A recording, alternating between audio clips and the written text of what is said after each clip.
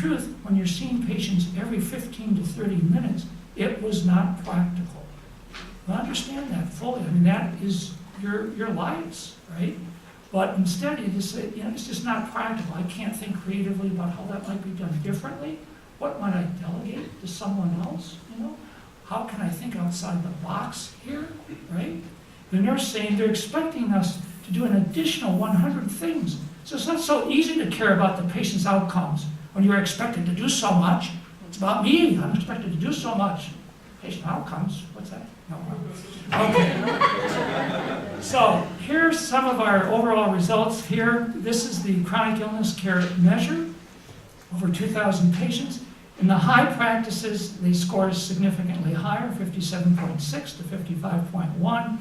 And on a different measure of shared decision-making, this comes from Glenn Alwyn's work at Dartmouth. He's got a 3-item scale we use. You can see the difference there as well. So we have differences there. And if you want to know whether or not some of the other differences here, at baseline now, just to say, oh, that's because those patients were more activated. No, there's no difference by baseline patient activation. What we're going to look at now are the changes in patient activation related to the changes in patient-reported outcomes. Even among the low groups, there could be regression to the mean we have to look for, etc.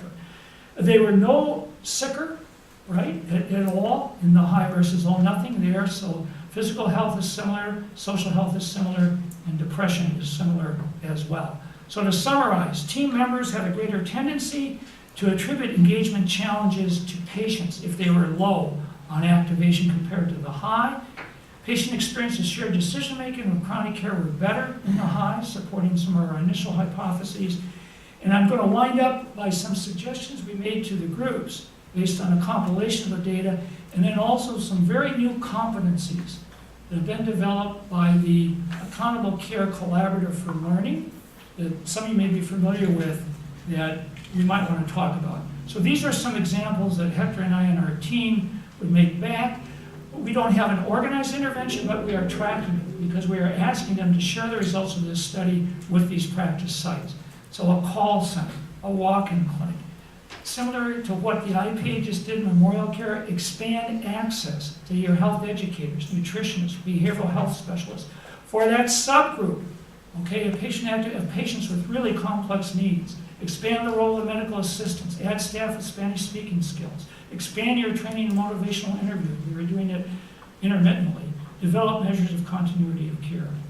So the Accountable Care Learning Collaborative in the last month has published a variety of competencies to get practices ready for macro, basically, whether or not you choose a strict ACO model or some other kind of model. And I just am really going to show in the interest of time the patient-centered competencies. And these are things that you might want to work with and you can score yourselves on.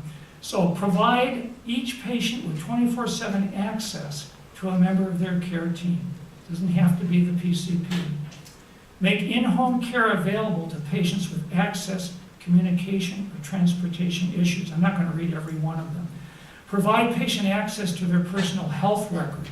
Okay, so this is all under ease of use. Then under the governance and culture of the practice, do you have patients involved on your governing board, on leadership committees, on oversight committees, on quality improvement projects or teams? Are you incorporating patient concerns into efforts related to staff support redesign, quality improvement, and assessment, even of capital investments? And are you fostering this culture of teamwork that we measured with this patient-centered culture scale to some extent, and mutual dependence? And then directly involving patients.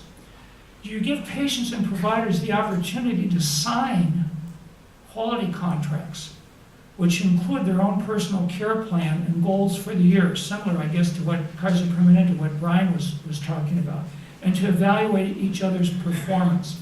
Do you employ behavioral science techniques such as motivational interviewing to engage patients? And finally, on whole person orientation, they recommend these three here: monitor patient care milestones, make use of connection opportunities, proactively reach out to patients to prevent them from becoming high or rising risk patients.